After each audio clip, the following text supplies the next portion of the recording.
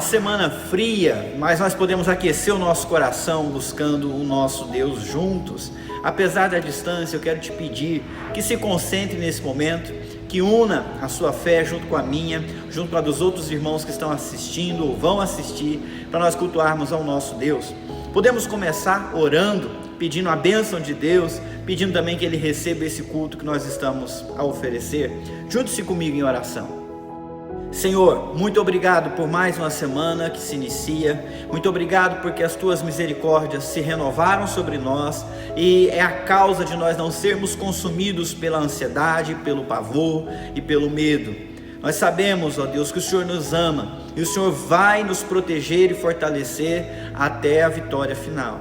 Por isso, Deus, nós viemos até aqui para exaltar o Senhor, para Te entregar também as nossas ansiedades, os nossos medos, e para clamar a Tua intervenção em toda a família que se chama pelo nome do Teu Filho Jesus, bem como no nosso país e no nosso mundo. Tenha misericórdia de nós, perdoa, Senhor Deus, os pecados que nós cometemos contra o Senhor, e ao invés de trazer sobre nós o Teu juízo, manifesta a Tua misericórdia. Que o Senhor manifeste agora, durante este culto, abraçando o nosso coração, o coração de cada um que está participando, envolvendo com graça, com favor, com fortalecimento, abençoando as canções, que esse culto seja agradável ao Senhor e que o Senhor também se manifeste, ensinando-nos através da Tua palavra, em nome de Jesus, amém.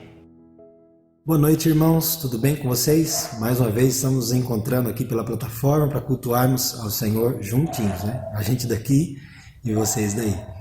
Mas estamos muito felizes de poder estar aqui mais uma vez. Não mais feliz por conta desse afastamento, né? Como é que você tem enfrentado esses dias de confinamento aí na sua casa? Ainda mais agora com esse tempo de frio, né? Talvez você esteja aquecido aí fisicamente por um edredom, uma calça de moletom, uma blusa de moletom, uma meia no pé, e espiritualmente, espero que a presença do Senhor esteja aquecendo o teu coração, fortalecendo a sua vida e te ajudando a viver as instruções que Ele tem revelado ao teu coração ao longo de todo esse afastamento que nós temos vivido como comunidade.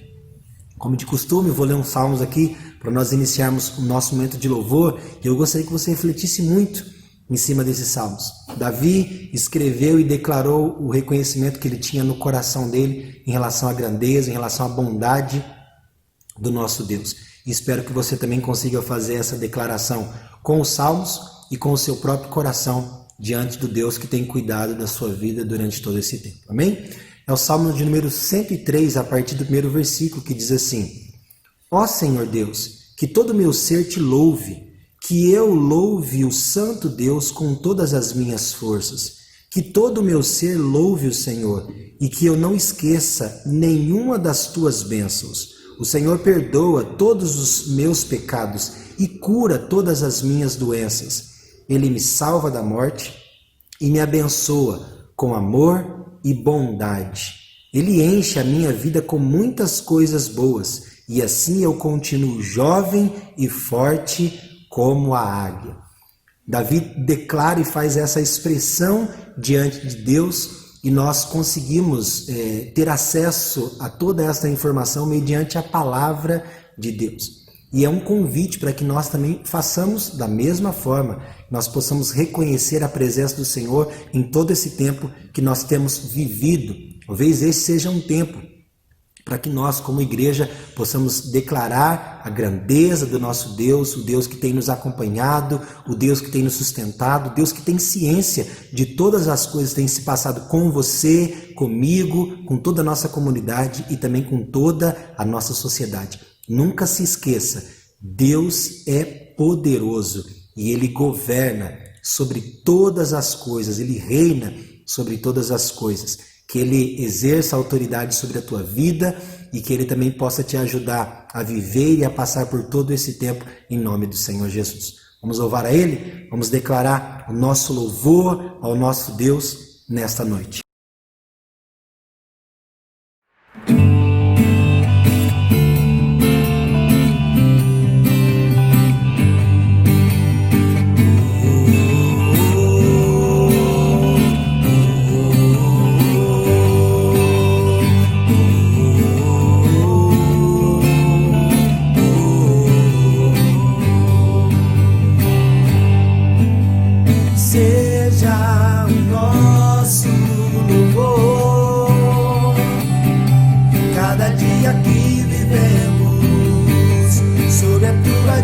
direção.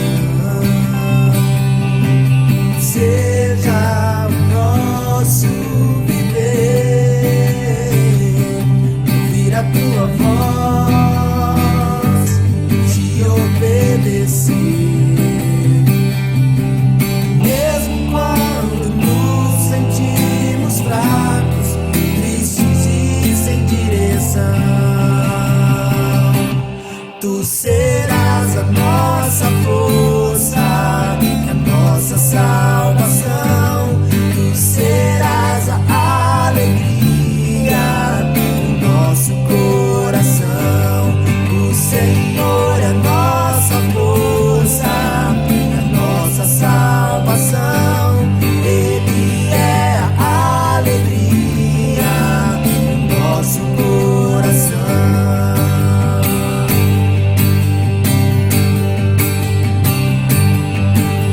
Seja o nosso louvor, cada dia que vivemos sob a tua direção. Seja o nosso viver, ouvir a tua voz, te obedecer. Mesmo quando nos sentimos fracos, tristes e sem direção, tu serás a nossa força e a nossa salvação. Tu serás a alegria do nosso coração. O Senhor é a nossa força e a nossa salvação. Ele é a alegria do nosso coração. Tu serás a nossa força e a nossa salvação.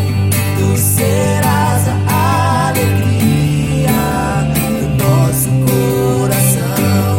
O Senhor é a nossa força e a nossa salvação. Ele é a alegria do nosso coração.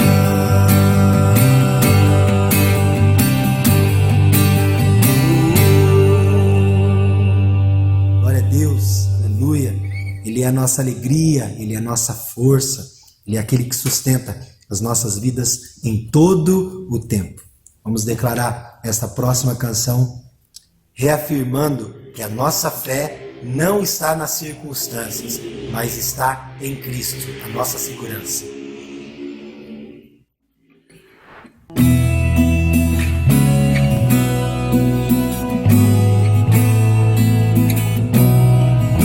Somente ponho a minha fé na graça excelsa de Jesus, no sacrifício remidor, no sangue do bom Redentor.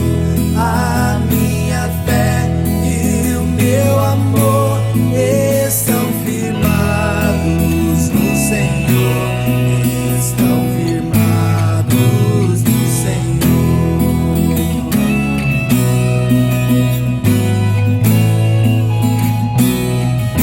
Se não lhe posso a face ver, é pela fé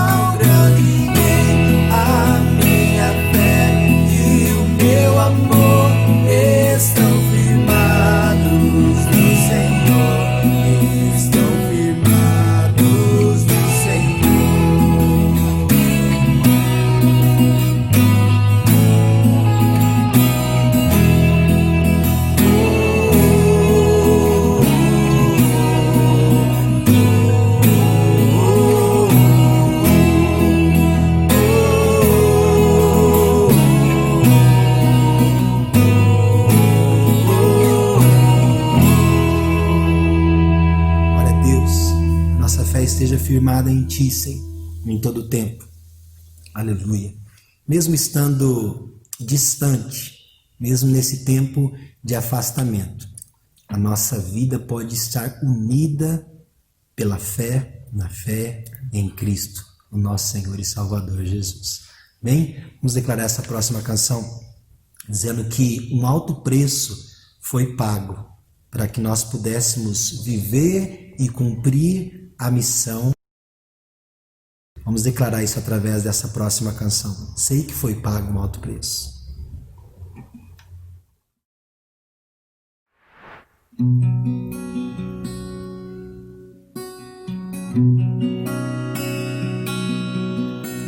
Sei que foi pago um alto preço para que contigo eu fosse meu irmão.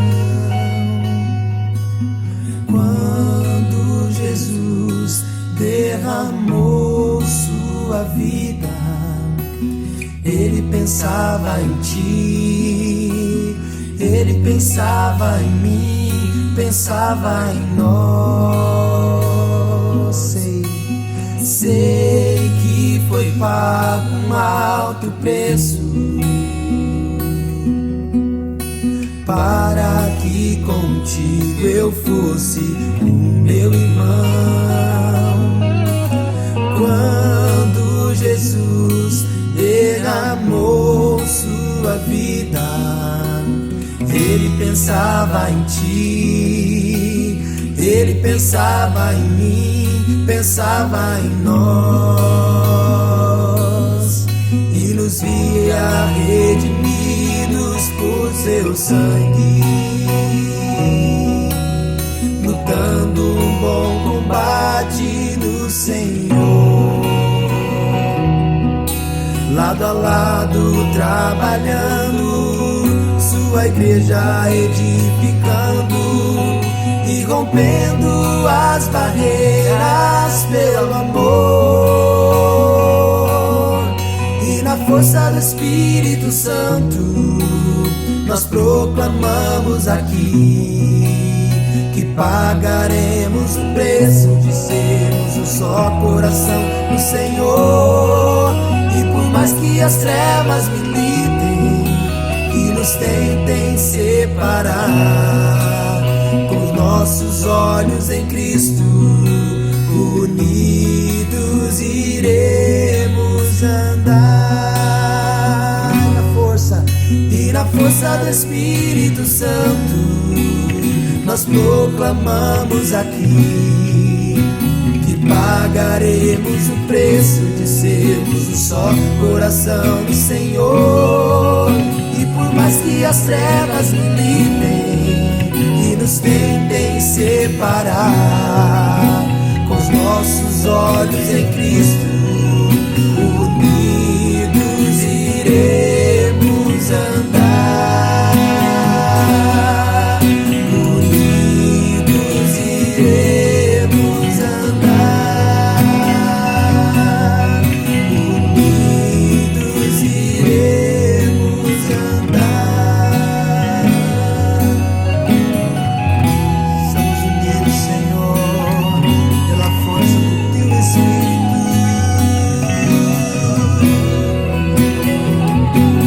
Somos, Senhor, queremos cumprir a Tua vontade, como igreja, como servos, como discípulos Teus, Senhor. Unidos contigo, Senhor. Declare na força e na força do Espírito Santo, nós proclamamos aqui que pagaremos o preço de sermos um só coração do Senhor. E por mais que as trevas militem e nos tentem separar, com os nossos olhos em Cristo, unidos iremos andar.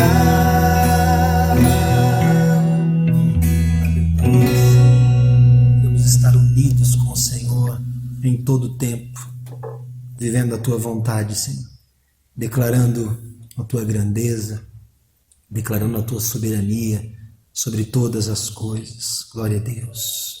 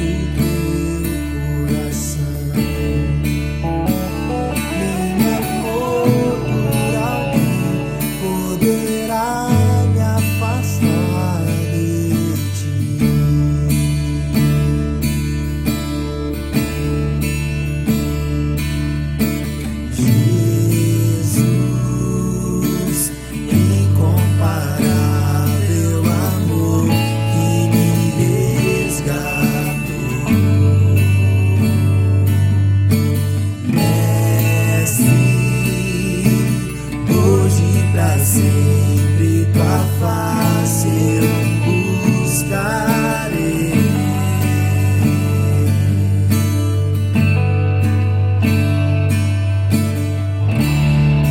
O que eu sou, coloco aos teus pés.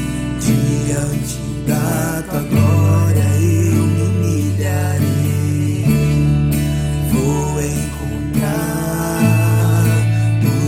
precisar em teu eterno amor, em teu eterno amor.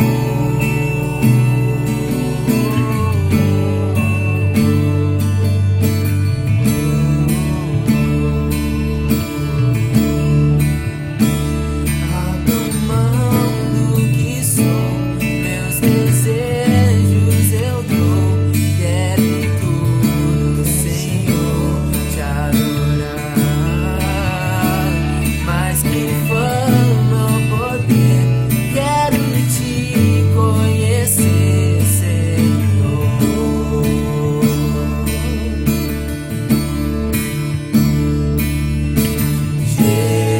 Jesus, incomparável amor que me resgatou.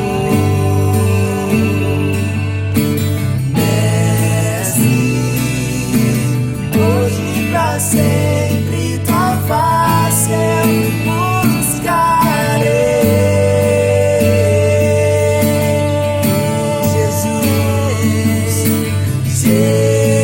Jesus, incomparável amor que me resgatou. Mestre, hoje pra sempre tua face eu buscarei.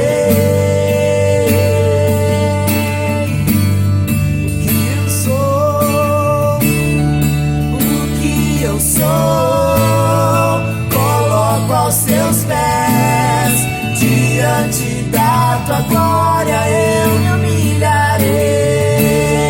Vou encontrar o que precisar em teu eterno amor, em teu eterno amor. O que eu sou, coloco aos teus pés. Diante da tua glória eu me humilharei. Vou encontrar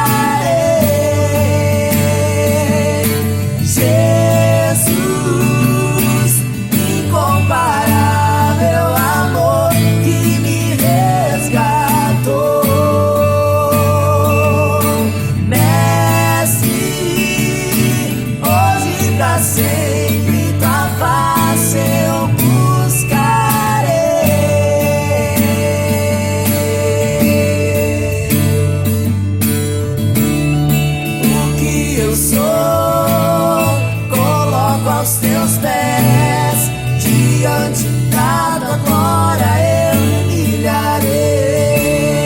Vou encontrar o que precisar em teu eterno amor, em teu eterno amor. O que eu sou, coloco aos teus pés.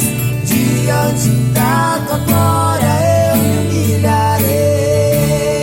Vou encontrar o que precisar em teu eterno amor, em teu eterno amor. Aleluia, Senhor. Nós sabemos que encontramos tudo o que nós precisamos na tua presença, Senhor. A tua presença é o lugar que nós precisamos estar. A tua presença é o lugar que direciona o nosso viver, que solidifica a nossa caminhada cristã, a nossa existência nesse lugar para promover a diferença, Senhor. A tua presença é tudo o que nós precisamos. Obrigado, Senhor, por nos dar o prazer da tua companhia e por nos permitir estarmos em ti. E assim adorarmos, engrandecermos e louvarmos o teu nome através de cada canção. Grande é o Senhor. Aleluia.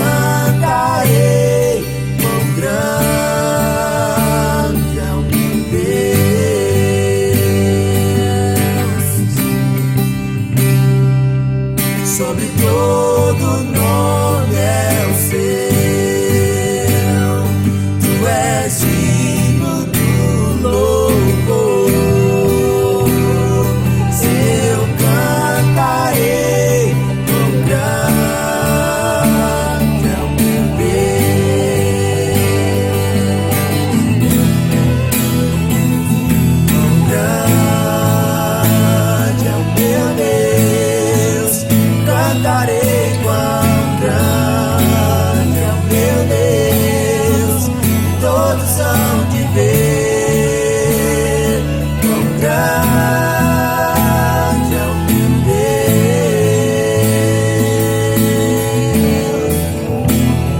quão grande é o meu Deus. Cantarei quão grande é o meu Deus, todos hão de ver quão grande é o meu Deus.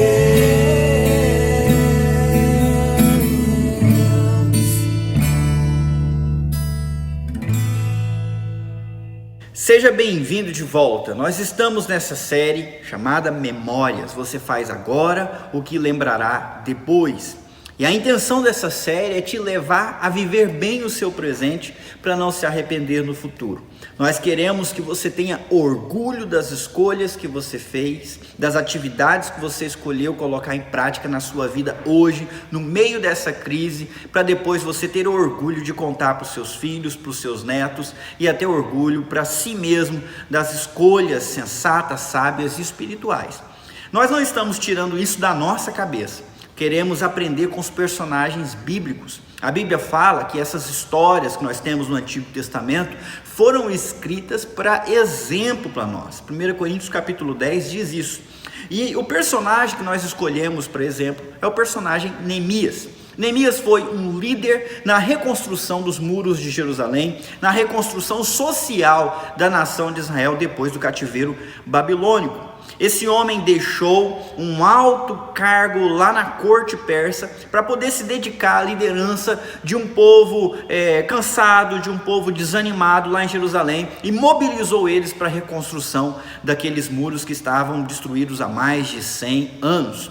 Não era uma tarefa fácil, com toda certeza, um baita de um desafio. Mas quando ele começou a realizar esse projeto, logo eles tiveram mais dificuldades, porque a política externa se tornou uma dificuldade a mais. Os vizinhos, os povos vizinhos, se levantaram contra a reconstrução. E vieram com ameaça, com ridicularização, ameaçaram atacar, matar e acabar com aquela reconstrução. Então eles tiveram que orar, eles tiveram que colocar guardas nos muros o tempo todo, trabalhar segurando arma para poder conseguir fazer a sua proteção e também terminar os muros para ter proteção no futuro. A gente viu isso nas mensagens anteriores, você pode encontrar se você quiser. Agora, não foram só problemas externos que Neemias e o povo junto com ele enfrentaram. Eles também enfrentaram problemas internos. Do mesmo jeito que os nossos problemas não são exclusividade do governo lá em Brasília, não são problemas que vêm da China tão somente. Nós enfrentamos esses problemas que têm a ver com situações externas, mas nós devemos olhar para dentro também e reconhecer os problemas que são internos, problemas na nossa família, os problemas no nosso bairro, os problemas na nossa igreja e assim por diante. Eles, em um momento, tiveram que encarar esse tipo de problema. Eu quero convidar você para vir comigo para Neemias, capítulo 5, para nós tomarmos conhecimento de que problema interno eles enfrentaram, e você vai perceber que nós ou estamos enfrentando ou iremos enfrentar muito breve. Neemias 5, versículo 1. Por esse tempo, alguns homens e suas esposas fizeram um grande protesto contra seus irmãos judeus.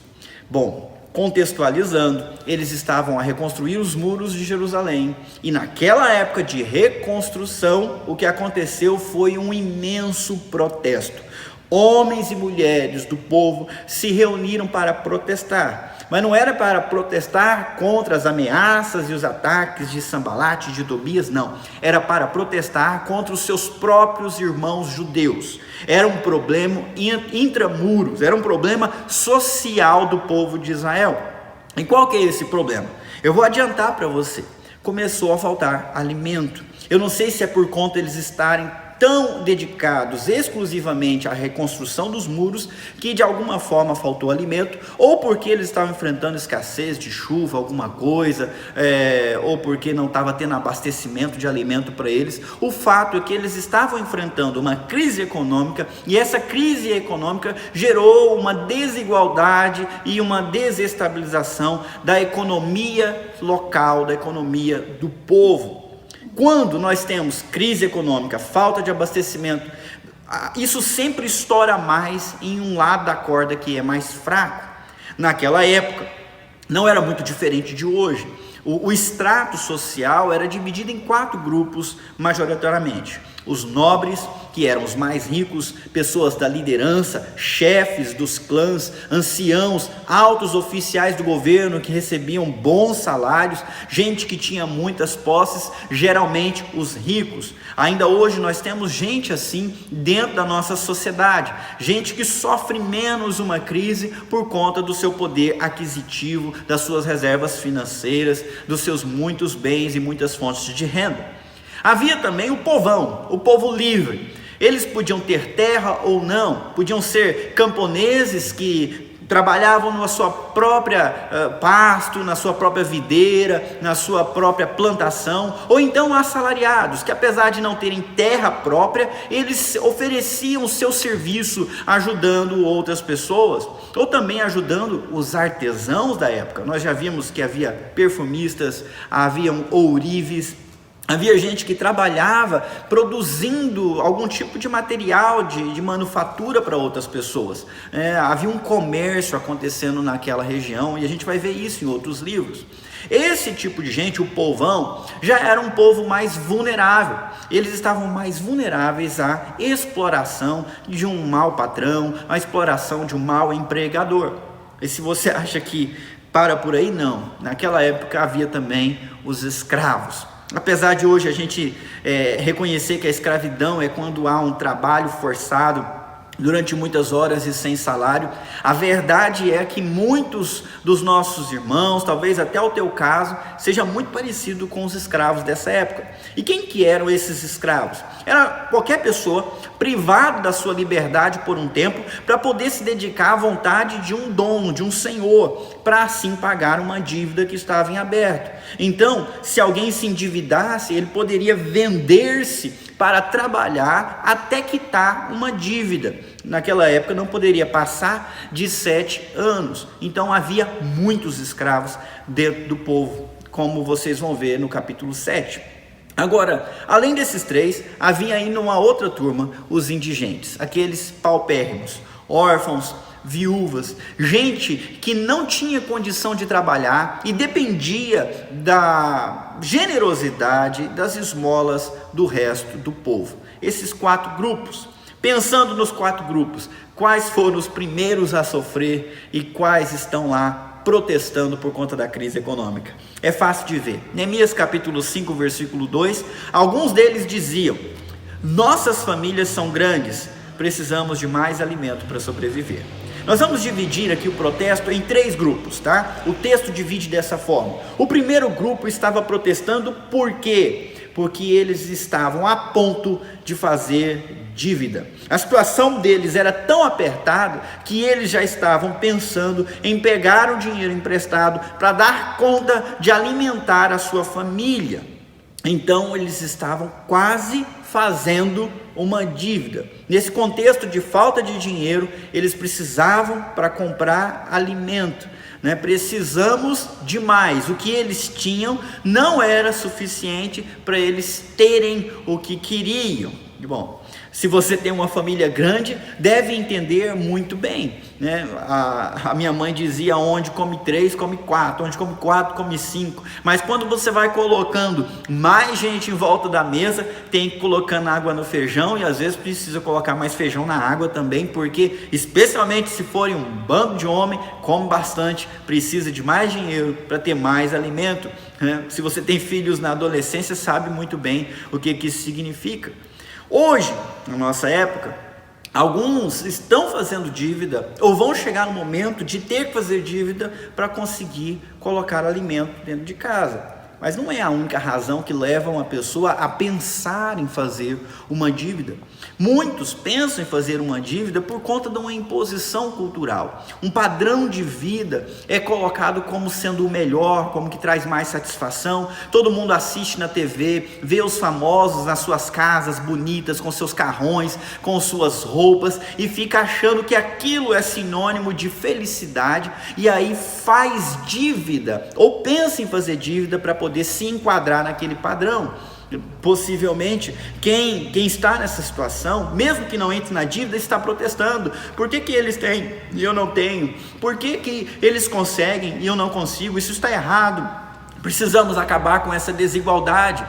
O desejo de ter o que os outros têm pode levar você a protestar por não ter as condições financeiras. Sem contar o medo, a ansiedade, a vontade de ter sem condições de comprar, trazem muitos malefícios para nós que somos bombardeados com propaganda todo dia na TV, nos intervalos e em todos os lugares. Nós poderíamos muito bem fazer parte desse primeiro grupo, daqueles que queriam ter mais, precisam de ter mais, mas não conseguem porque não têm o poder aquisitivo para isso. Havia um segundo grupo, vamos ver no versículo 3, Neemias 5, versículo 3. Outros diziam: hipotecamos nossos campos, nossas videiras e nossas casas para conseguir comida durante este período de escassez. Então você percebe que o período não era fácil, a situação era difícil, havia escassez. Escassez significa falta, ok? Não tinha insuficiência, não havia sobra daquilo que eles queriam, possivelmente o alimento. E aí nós temos o segundo grupo que está protestando. E o protesto deles é um protesto de quem já fez dívida por conta dos tempos difíceis. Eles diziam: hipotecamos. E o que significa hipotecar? Eles venderam, ou pelo menos deram, a produção dos campos, das videiras e até as suas casas como garantia para poder pegar um empréstimo. Eles comprometeram a sua renda futura para ter algo no presente. E eu pergunto: você já fez isso? Você já comprometeu os seus salários que ainda iam cair na conta para poder comprar algo que você queria naquele momento? A gente faz isso quando a gente entra num crediário, a gente faz isso quando a gente financia, e até o consórcio também é isso, porque a gente pega e compromete a renda futura para ter algo no presente. Quem nunca fez? Quem nunca entrou nisso para comprar a sua televisão, para comprar a geladeira dos sonhos, para comprar aquele guarda-roupa? Quem nunca? Naquela época, o crédito não parecia ser um problema. Eles conseguiram encontrar alguém que aceitou o campo, a videira e a casa como garantia para fazer o empréstimo. E se naquela época isso não era um problema, na nossa menos ainda. O crédito é fácil, ágil e rápido. Você entra no seu aplicativo do banco e ele já te oferece uma possibilidade de crédito pré-aprovado. Não faltam empresas te oferecendo capital para você realizar os seus sonhos, para você ter o que você quer, e você pode pagar em suaves prestações a perder de vista. Eles caíram nessa armadilha. Eles estavam lá protestando porque eles venderam o futuro e agora estão extremamente apertados e não estão percebendo nenhuma possibilidade de sair da armadilha aonde eles caíram. E no caso deles, não era nem por conta de vaidade, de desejos, era por conta da escassez, da falta de alimento. Esse é o segundo grupo dos que fizeram dívida por conta dos tempos difíceis. Qual grupo você está? Terceiro grupo, Neemias 5, versículo 4. Ainda outros diziam: tomamos dinheiro emprestado para pagar os impostos do rei sobre nossos campos e vinhedos. Esse aqui é o grupo mais complicado, vocês não concordam? É o grupo daqueles que já estão fazendo uma dívida para pagar outra dívida. E novamente eu pergunto: quem nunca? Quem nunca não teve que pegar um empréstimo para poder cobrir o outro empréstimo? Tempos difíceis podem nos levar a situações como essa, onde você tem que ficar rolando uma dívida, usando uma para pagar a outra. Isso é horrível, muito comum em tempos difíceis, mas também podemos parar em situações como essa quando nós não temos sabedoria financeira para lidar com o nosso dinheiro. Isso pode nos levar a um turbilhão econômico muito perigoso, que pode consumir a nossa vida no presente e no futuro. O que pode acontecer no Brasil nos próximos meses? Se tudo continuar parado por mais um tempo para impedir o avanço da epidemia, é muito provável, alguns já têm por certeza, que nós vamos ter a maior crise econômica da história aqui no nosso país. E sendo assim, nós vamos ter tempos difíceis e você pode estar envolvido numa crise econômica, uma crise de escassez e não ter condições de ter o que você gostaria de ter, ou então você pode entrar em dívidas e vender o teu futuro para poder ter no presente, ou até se enrolar mais ainda, entrando numa dívida maior para pagar uma dívida menor e assim ir somando juros sobre juros. Quando nós enfrentamos uma crise por muito tempo, uma das coisas que pode acontecer é a miséria generalizada. E quando a miséria chega, os primeiros que sofrem são os pobres, porque eles se tornam mais pobres ainda. E quem não era pobre acaba ou pode se tornar pobre também por conta dessa crise. Vamos ver como é que Neemias e os homens daquela época lidaram com isso? O protesto continuou. Vamos lá, Neemias 5, versículo 5. Somos da mesma família que os ricos, e nossos filhos são iguais aos filhos deles. Contudo, somos obrigados a vender nossos filhos como escravos, só para termos dinheiro suficiente para viver. Já vendemos algumas de nossas filhas, e não há nada que possamos fazer, pois nossos campos e vinhedos agora pertencem a outros. Bom, voltando, o que pode acontecer no Brasil nos próximos meses? Miséria. E a miséria tem um grande problema, porque a miséria ela favorece a escravidão, ela favorece a exploração, a exploração antiética do outro ser humano. E é isso que a gente vê aqui. Aqueles homens, aquelas famílias, eles começaram a se ver obrigados a vender os filhos como escravos, não é? E escravo naquela época é aquele que entrega tempo e força de trabalho pelo mínimo para sobreviver. Tá? Eu queria que você notasse isso. Somos obrigados a vender nossos filhos como escravos só para termos o dinheiro suficiente para viver. Então, escravidão tem a ver com esse mínimo que se paga ao trabalhador. Eles estavam vendendo os seus filhos para poder quitar dívidas e assim ter o mínimo. Muitos de nós, muitas pessoas que você conhece, trabalham arduamente para garantir o mínimo para a sua sobrevivência. Isso já é sim análogo a esse tipo de escravidão do povo de Israel.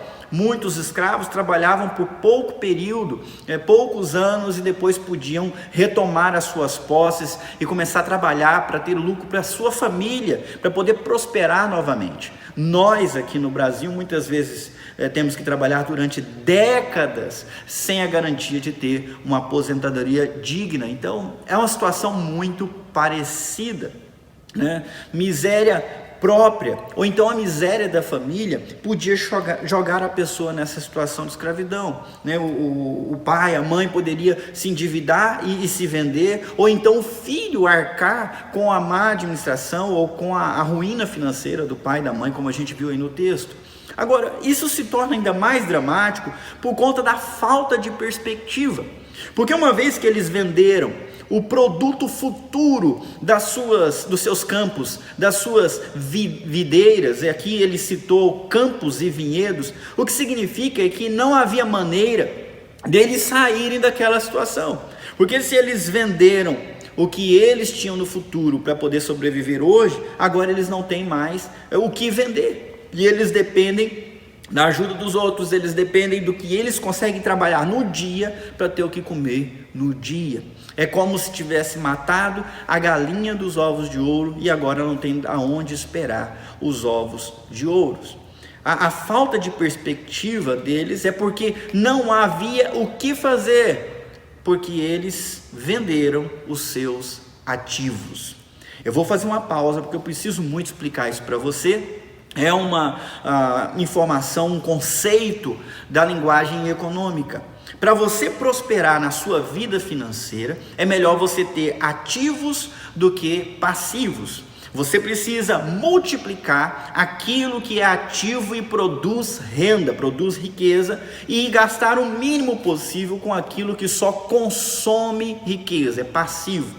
Os ricos, a maioria dos que são ricos, se tornam ricos porque eles produzem ou eles investem em ativos, em coisas que rendem mais e mais. É por isso que eles têm empresas em 1 ramo, 2 ramos, 3 ramos. É por isso que eles diversificam os seus investimentos, tem mais de uma casa para alugar. Eles vão aumentando as fontes de renda, vão aumentando as cabeças de gado, vão aumentando as posses e plantando mais lavouras para ter mais lucro, e assim eles vão multiplicando a fonte de entrada de dinheiro.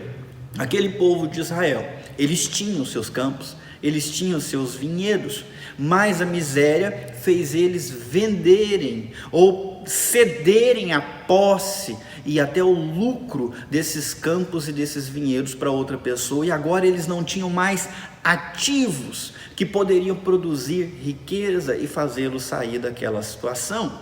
Isso ajuda muito a gente hoje. Você deveria pensar o que é um campo, o que é um vinhedo e o que você pode fazer para não depender dos outros e nem cair em miséria. Multiplique os seus ativos, aumente a posse daquelas coisas que produzem renda. Use o seu tempo para trabalhar naquilo que pode ser escalável e trazer mais resultado financeiro para você. Isso não é pecado, nem é errado. O problema é que eles abriram mão dessas posses, forçados pela situação, e agora não tinham como sair mais dessa situação. E eles reclamaram naquele protesto. Vamos ver o que Neemias fez. Neemias 5, versículo 6. Quando ouvi essas reclamações, fiquei muito indignado. Depois de pensar bem na questão, repreendi os nobres e os oficiais, dizendo: vocês estão prejudicando os seus próprios irmãos a cobrar juros quando lhes pedem dinheiro emprestado. Em seguida, convoquei uma reunião pública para tratar do problema. Então o protesto surtiu efeito. Neemias, que era o governador, ouviu as reclamações e ficou muito indignado. E mais uma vez ele serve de exemplo para nós. Ele ficou indignado, mas não saiu tentando resolver as coisas no seu primeiro ímpeto. Pelo contrário, depois de pensar bem na questão, ele foi e repreendeu os nobres e os oficiais, que eram aqueles que estavam se enriquecendo a partir da exploração dos seus patrícios. A diferença entre os que se empobrecem e os que enriquecem pode ser resumida na ideia dos juros. Geralmente, os pobres pagam juros e os ricos recebem juros. Isso é uma verdade financeira em qualquer lugar. Se você paga juros, você está perdendo dinheiro. Se você recebe juros, você está ganhando dinheiro. Há meios corretos e éticos para receber juros e há meios desumanos e antiéticos de fazer isso. Enriquecer à custa do empobrecimento alheio não é algo ético, não é algo correto. Até porque o próprio Deus previa, num texto que nós vamos ver daqui a pouco a referência, de que eles não deviam emprestar nada a juro para algum irmão, para algum judeu que fazia parte da mesma nação. Isso é desumano. Desumano porque compromete a possibilidade da pessoa sair daquela situação. A pessoa já está na situação de desespero, de escassez e de necessidade, e você empresta o dinheiro para ela a juro. É a garantia de que ela nunca vai sair daquela situação, porque o lucro que ela poderia estar fazendo está indo direto para aquele que emprestou. Com isso eu quero que você entenda. A última A última alternativa, a última opção numa crise é emprestar dinheiro. Eu sei que nós temos um crediário muito fácil hoje, o banco já nos deixa livre, mas faça todo o esforço possível para não depender do dinheiro emprestado, porque ele custa caro. Pelo contrário, trabalhe, faça sobrar e empreste o seu dinheiro. Empreste o seu dinheiro para o banco, empreste o seu dinheiro por um papel que vai lhe render lucro, invista, aumentando as suas fontes de renda, aumentando o seu negócio, aumentando as suas iniciativas, empregando outras pessoas e ajudando outras pessoas, e empreste até sem receber juro de volta. Essa é uma dica muito interessante e importante para nós enfrentarmos tempos de crise que virão. Mas nunca pense em ficar rico explorando a necessidade, a calamidade e o profundo desespero das pessoas à sua volta. Olha o que Neemias fez. Ele chamou uma reunião e nessa reunião ele lhes disse, versículo 8: temos feito todo o possível para resgatar nossos irmãos judeus que se venderam a estrangeiros, mas agora vocês os vendem de volta à escravidão. Quantas vezes precisaremos resgatá-los? E eles não tinham nada a dizer em sua defesa. Olha só, quando o rei Ciro permitiu que os judeus voltassem para Jerusalém, muitos deles não podiam voltar porque estavam devendo, porque eram escravos. E como é que eles conseguiram libertar esses homens? Eles fizeram a vaquinha, juntaram o dinheiro, pagaram a dívida para esses judeus poderem retornar a Jerusalém e começar uma vida nova pelas suas próprias forças, trabalhando. Infelizmente, a época de escassez fez passar por uma crise e agora os próprios parentes estavam emprestando a juros e fazendo com que os seus parentes se tornassem escravos de novo. Neemias falou: isso é horrível. Eu queria destacar essa palavra aqui, resgatar. Resgatar significa pagar a dívida, libertar. Eles já tinham feito isso e Neemias pergunta: quantas vezes nós vamos ter que fazer? Nós compramos ele e agora estamos vendendo eles de novo? Isso não pode ser assim. Resgate pessoas, não explore pessoas. Resgate o pobre, não explore o pobre. Resgate o seu próximo, não explore o seu próximo. 1 Timóteo capítulo 6, versículo 10 diz que o amor ao dinheiro é a raiz de todos os males. Algumas pessoas, por cobiçarem o dinheiro, desviaram-se da fé e se atormentaram a si mesmas com muito sofrimento. Em Hebreus 13, versículo 5 está escrito: conservem-se livres do amor ao dinheiro e contentem-se com o que vocês têm. Eu quero destacar isso. Eu não tenho tempo de discutir a relação social, de apoiar ou confrontar as ideias de Marx, do comunismo, socialismo, ou defender capitalismo ou ir contra o capitalismo. A Bíblia não aborda isso porque isso é posterior, isso foi inventado há um tempo atrás. Mas a Bíblia aponta qual é a raiz dos problemas sociais. E a raiz é o amor ao dinheiro. Com isso eu quero te deixar uma dica importante: use o dinheiro para dar melhores condições a si mesmo.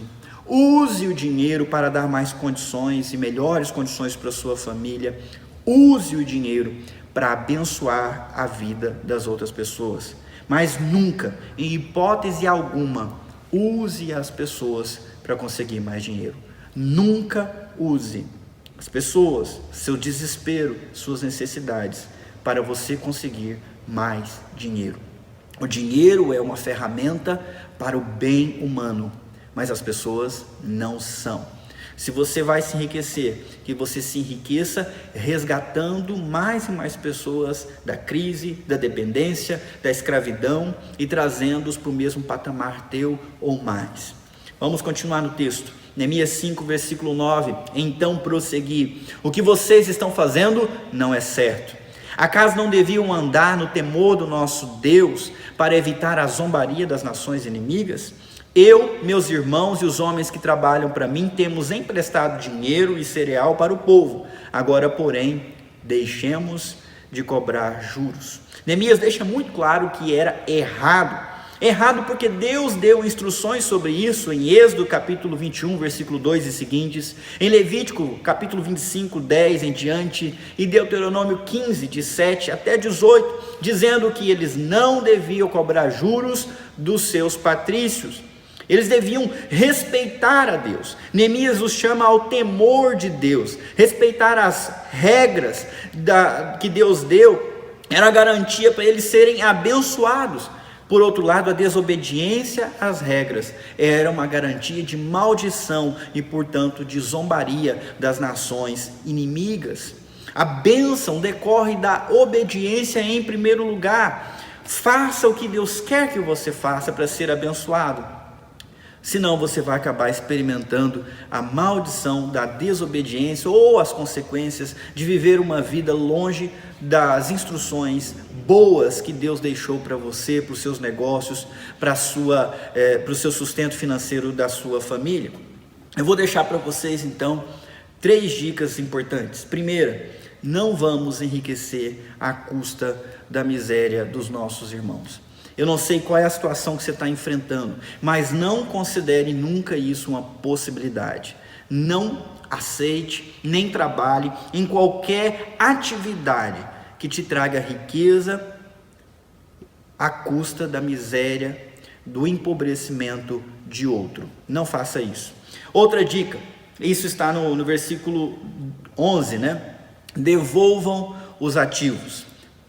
Está escrito assim: devolvam-lhes hoje mesmo seus campos, seus vinhedos, seus olivais e suas casas. Devolvam também a 100ª parte, os juros que cobraram quando lhes emprestaram dinheiro, cereais, vinho novo e azeite. Então a gente viu agora há pouco o ponto 1, não vamos enriquecer à custa da miséria dos outros, deixemos de cobrar juros. E eu deixo essa dica para você: se alguém está precisando e você tem condições de ajudar, ajude, mas não se enriqueça com essa ajuda, não cobre juros daqueles que estão precisando. A segunda dica: devolvam os ativos. E nós podemos traduzir: dê para a pessoa as condições dela ter mais ativos na tua mão. Se nós olharmos para hoje, todo mundo acha que se resolve o problema social pegando a riqueza e distribuindo para as pessoas. Só que isso não resolve nada, porque a riqueza é produzida com trabalho. E tudo que vem de graça, tudo que vem fácil, você sabe como é que é, vai fácil também.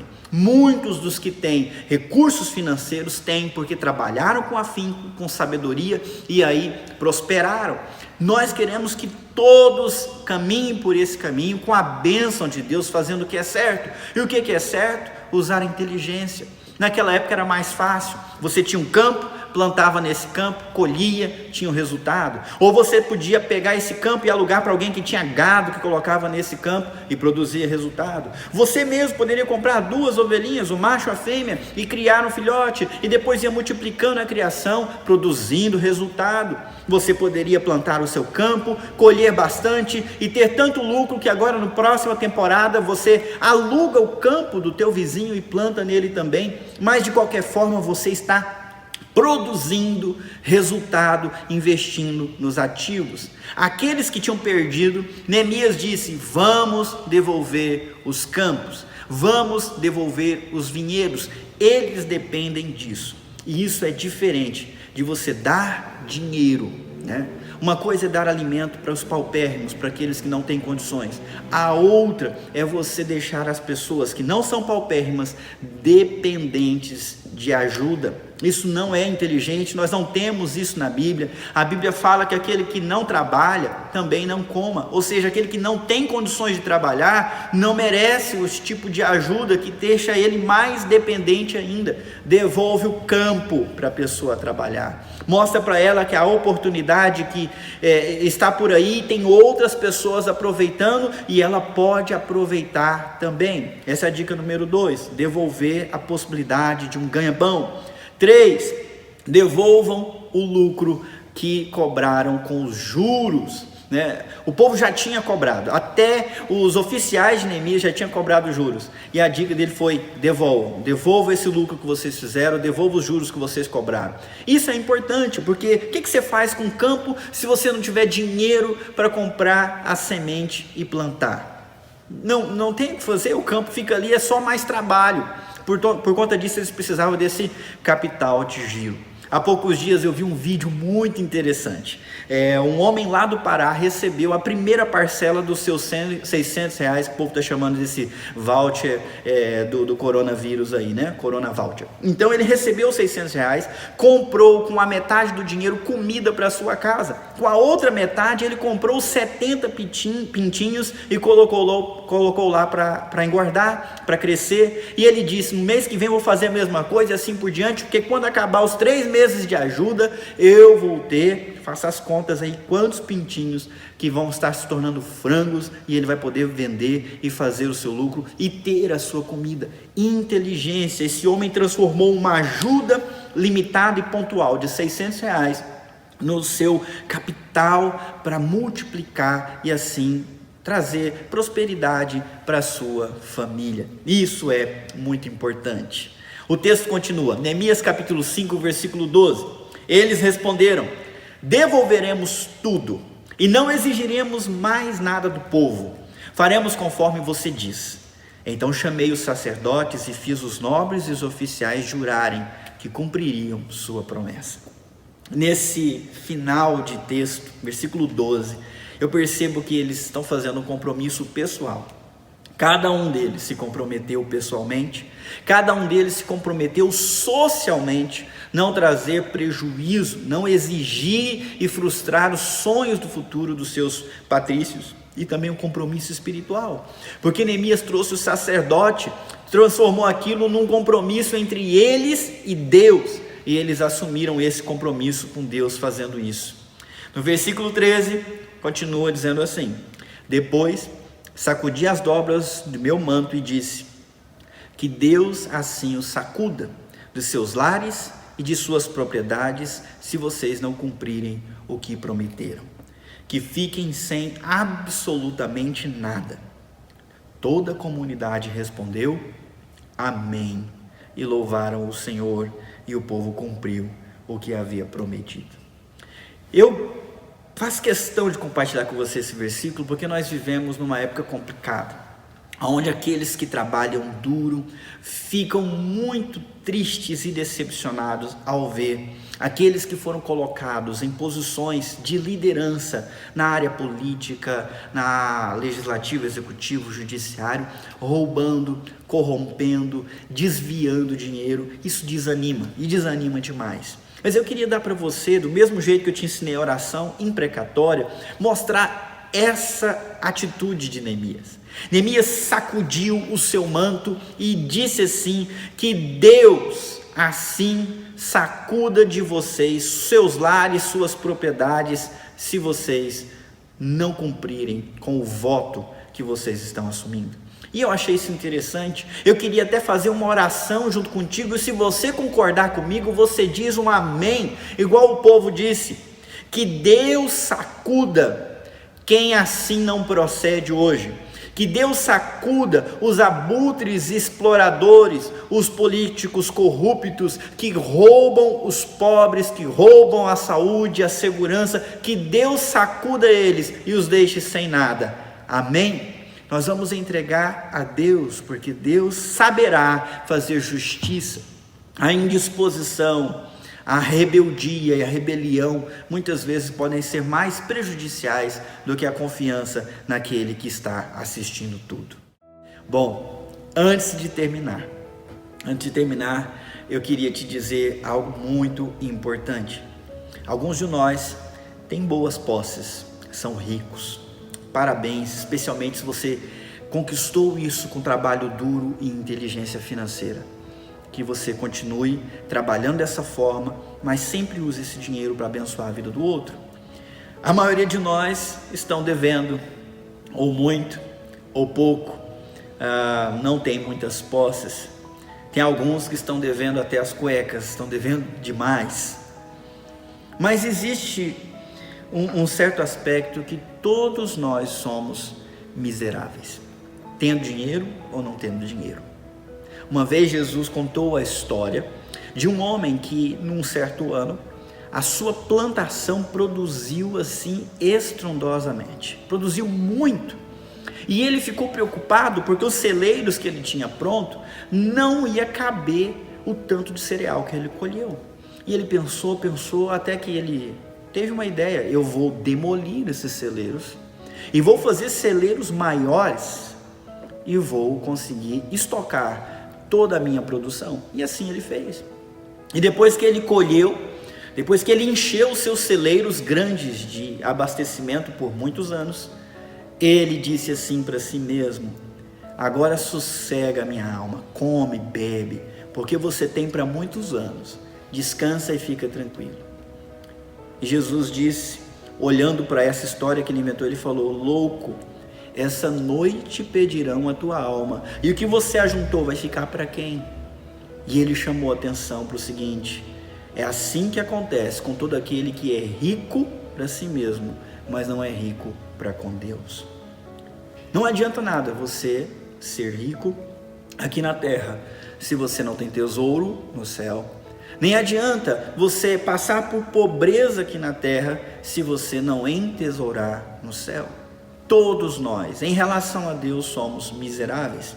Todos nós devemos a Ele, porque erramos e fazemos o que Ele não quer. Devemos a Ele uma vida perfeita, devemos a Ele obediência, devemos a Ele a honra que Ele merece, o respeito que Ele merece, e que nós não demos, e já estamos no vermelho, já estamos no débito. Porém, esse mesmo Deus convida em Isaías capítulo 55, versículo 1, venham todos vocês que estão com sede, venham às águas, e vocês que não possuem dinheiro algum, venham, comprem e comam. Venham, comprem vinho e leite sem dinheiro e sem custo. Por que gastar o dinheiro naquilo que não é pão e o seu trabalho árduo naquilo que não satisfaz? Escutem-me e comam o que é bom, e a alma de vocês se deliciará na mais fina refeição. Há a possibilidade de você comprar tesouros no céu, adquirir riquezas no céu e ser completamente satisfeito na vida eterna. E essa possibilidade, essa promessa de Isaías 55 se concretizou em Jesus Cristo. Em João 6,34, ele disse para aqueles que estavam lá ouvindo ele, e ele falou de um pão: eu tenho um pão para dar para vocês que mata a fome de uma vez por todas, quem come nunca mais terá fome. E as pessoas que ouviram isso disseram: Senhor, dá-nos sempre desse pão. E Jesus declarou: eu sou o pão da vida, aquele que vem a mim nunca terá fome, aquele que crê em mim nunca terá sede. Rico mesmo é aquela pessoa que abriu mão de ser rico aqui para ser rico lá. É aquela que abriu mão de qualquer tesouro nessa terra que poderia impedi-lo de abraçar Jesus. Abriu mão desses tesouros para fazer de Jesus o seu maior tesouro. E é esse o convite que eu quero deixar para você. Esse é o desafio que eu faço para você agora, que está trabalhando, que está preocupado, que está ansioso por conta da crise, por conta do trabalho. Você devia estar preocupado com o que vai acontecer com a sua alma, se você aceitou Jesus e fez dele o teu tesouro pessoal, para ter uma herança nos céus, para ter uma herança na vida eterna. Jesus Cristo te quer. Jesus Cristo quer que você faça parte da família dele, que você tenha uma herança que nunca vai se acabar. E tudo o que você precisa fazer é aceitar o convite, é abrir o coração e deixar ele morar aí dentro. Eu queria convidar você para nós orarmos. Se você quiser entregar a tua vida para Jesus, esse é o momento de fazer. Esse é o momento de trocar os seus objetivos.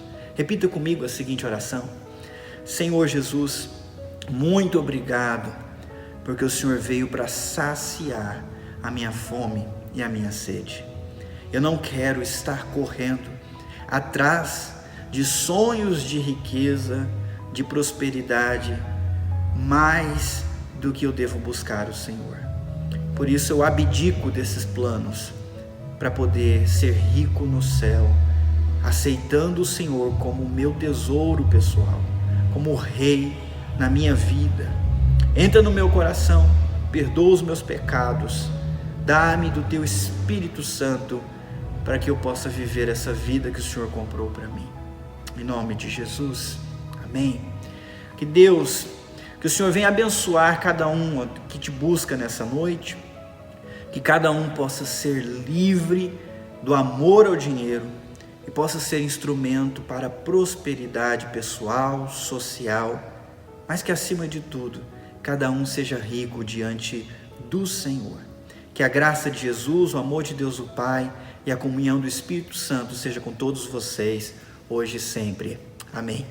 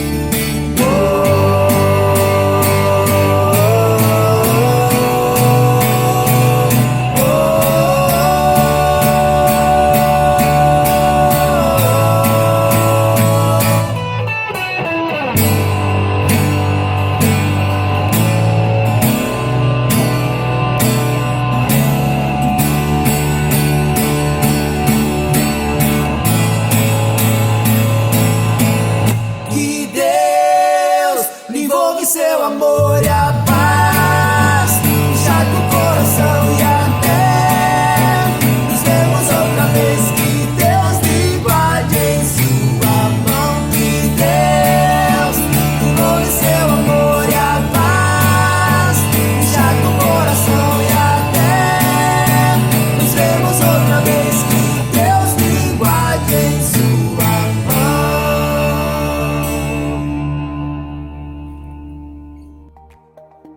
Se você deseja dar o seu dízimo ou fazer uma oferta e você está pela plataforma, você pode fazer clicando no botão que está disponível. Caso você esteja pelo Facebook ou pelo YouTube, você pode fazer uma transferência ou um depósito. O banco é Itaú, agência 0670 e a conta corrente 63649, dígito 7. Deus abençoe e uma boa semana.